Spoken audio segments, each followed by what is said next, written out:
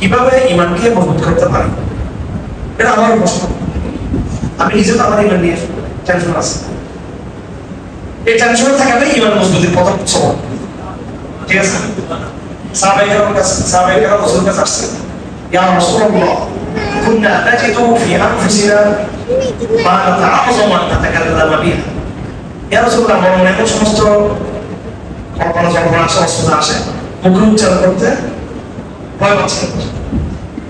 সাহাবায়ে কেরাম বললেন, রাসূলুল্লাহ জিজ্ঞেস করলেন, আও ওয়াজাদতুমু যালিক, তোমরা কি আসলে এরকম ফিল করো, তোমরা এরকম মনে হয় তোমাদের, এরকম আশায় সমস্যা হয়?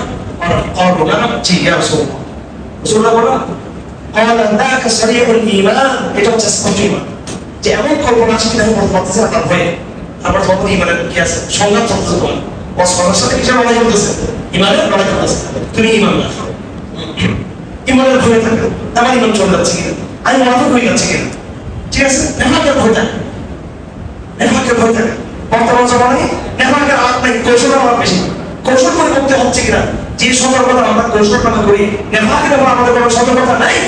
আছে আমাদের জমানায় আলাপ ছিল কৌশল থেকে নেফাকের, নেফাকের সতর্কতা, আর এখন হচ্ছে কৌশল সতর্কতা। কালে বাদ পথে কেউ দিকে দেখবে, যারা অঞ্চলে আমরা যেন বার্ষিকের পরামর্শ দিয়ে করতেছি, কেউ দেখে ফেলবে, কথা কেউ দেখে ফেলবে, ভারত দেখে ফেলবে আমাদেরকে।